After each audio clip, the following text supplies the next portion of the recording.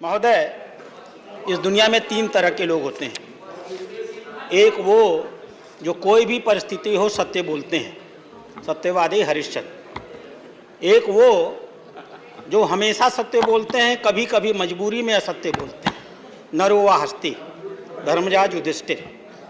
एक सामान्य नागरिक होते हैं जो मजबूरी में सत्य भी बोलते हैं, कभी कभी असत्य भी बोलते हैं। 2013 के बाद इस देश के राजनीतिक परिवेश में एक नया प्राणी उदय हुआ है, जो गीता पर शपथ लेकर कहता है कि मैं झूठ बोलता हूं, झूठा ही बोलूंगा और झूठा ही बोलता रहूंगा, मैं उसका नाम नहीं लूंगा। अध्यक्ष महोदय, 2014 में जब यह पार्टी सरकार में आई थी तो दिल्ली के व्यापारियों ने बड़े समर्पण भाव से इसका समर्थन किया था। दिल्ली के व्यापारियों के साथ इन्होंने एक बैठक की। बैठक में दिल्ली के व्यापारियों को कुछ सपने दिखाए। क्या थे वो सपने? हम ready to use and shift market बनाएंगे। 2014 एक भी मार्केट नहीं बना। उन्होंने कहा कि हम दिल्ली के सारे बाजारों को मॉडल बाजार बना देंगे। एक भी बाजार मॉडल नहीं बना। उन्होंने कहा कि हम दिल्ली के बाजारों को, चूंकि लोडिंग और अनलोडिंग नहीं होती है, हम रिलोकेट करेंगे। एक भी बाजार रिलोकेट नहीं हुआ। उन्होंने कहा कि हम दिल्ली में बिजली का बिल कम करेंगे। सच्चाई यह है कि कमर्शियल का बिल दिल्ली में सारे अधिभार को छोड़ करके सबसे अधिक है, पूरे देश में सबसे अधिक है। 9 रुपए से लेकर के 14 रुपए तक का बिल देना पड़ता है। इन्होंने कहा हम दिल्ली में आएंगे तो दिल्ली का विकास कराएंगे। 9 साल के इतिहास में अगर नितिन गडकरी न होते तो इन्होंने एक भी फ्लाईओवर दिल्ली में नहीं बनवाया है। इन्होंने दिल्ली के व्यापारियों से कहा 10 मिनट की बारिश में आपके यहाँ पानी लगता है, हम इसका इलाज कर देंगे। आज की स्थिति यह है कि 10 मिनट तो दूर, 2 मिनट भी पानी बरस जाए तो पुरानी दिल्ली पानी में डूब जाती है।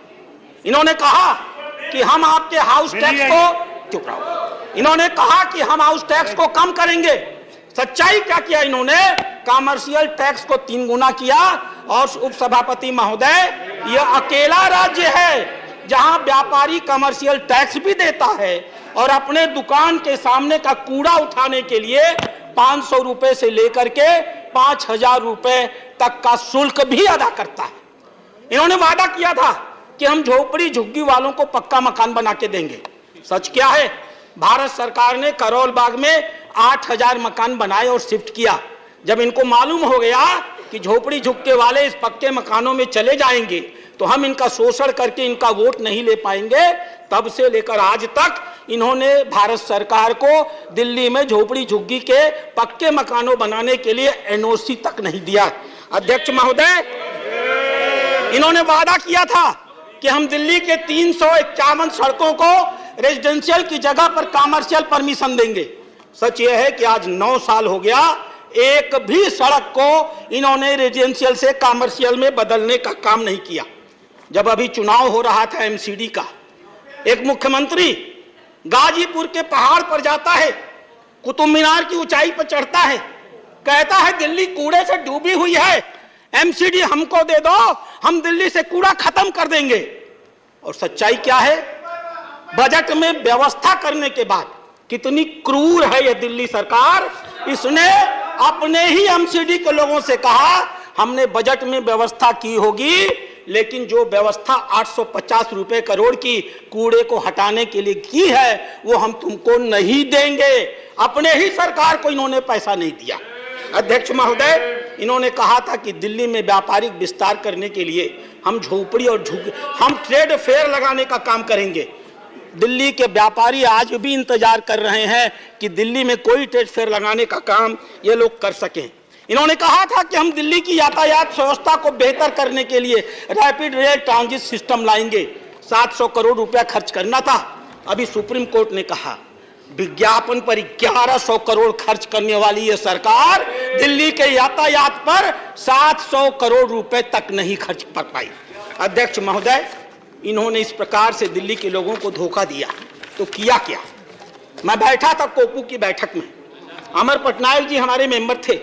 उन्होंने कहा जल्दी जाइए, दिल्ली डूब रही है, पानी लग गया। मैं उठ करके भागा, मैं वेस्टर्न कोर्ट में रहता हूं, वहां पहुंचा। वेस्टर्न कोर्ट में पीने के लिए पानी नहीं था। मैंने पूछा ऐसा क्यों? बोला वजीरपुर सेंटर डूब गया, इसलिए पूरे दिल्ली को पीने का पानी नहीं मिलेगा। कैसी शर्मनाक स्थिति पैदा कर दी। पहली बार अध्यक्ष महोदय 2019 में 8 लाख क्यूसेक पानी छोड़ा गया था और दिल्ली में कोई भी बाढ़ नहीं आई थी। इस साल सिर्फ 3,59,00,000 क्यूसेक पानी छोड़ा गया और पूरी की पूरी दिल्ली डूब गई। इसलिए डूब गई कि इन्होंने काम भी नहीं किया।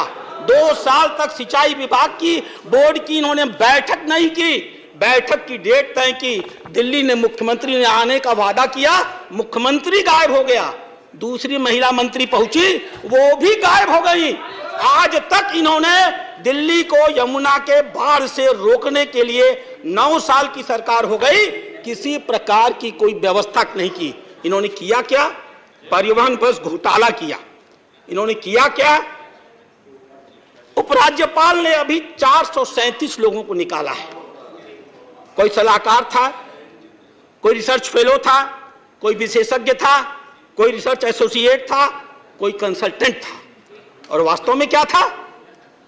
कोई किसी विधायक का आसपास का था, उसका भाई था, कोई किसी मंत्री का रिश्तेदार था, कोई आप पार्टी का कहीं का कन्वेनर था। ऐसे ऐसे लोगों को इन लोगों ने आरक्षण के सारे नियमों को धता बताते हुए बिना प्रॉपर तरीके से 60,000 से लेकर के 1.5 लाख तक रुपए तक की मासिक वेतन पर रखने का काम किया। और सबसे बड़ी बात, दिल्ली के 150 ऐसे चौराहे हैं अध्यक्ष उप सभापति महोदय, जहां अगर आप जाएंगे तो आदमी अपने हाथ में तख्ती लेकर खड़ा रहता है। दिल्ली के सरकार की उपलब्धियों को बताने के लिए एक एक चौराहे पे 4-4 आदमी, उनको तनख्वाह दी जाती है 20,000, लेकिन चेक से दिया जाता है 4,000। ये 16,000 रुपया ये लोग उसको कहां से पैसा लाके देते हैं? शायद अगर ये बताते तो बहुत बेहतर होता। और अध्यक्ष महोदय, जिसका सबसे बड़ा ढिढोरा पीटते हैं, मोहल्ला क्लिनिक। अभी कर्नाटक के स्वास्थ्य मंत्री आए थे, इनके स्वास्थ्य मंत्री के साथ अभी वो एक मोहल्ला क्लिनिक देखने गए थे। देखने के बाद उन्होंने एक ट्वीट किया। वो ट्वीट आज भी उस मंत्री के ट्विटर हैंडल पर मौजूद है। और क्या लिखा उन्होंने? Visited a mohalla clinic in Delhi with hardly any people there. एक आदमी भी वहां नहीं था।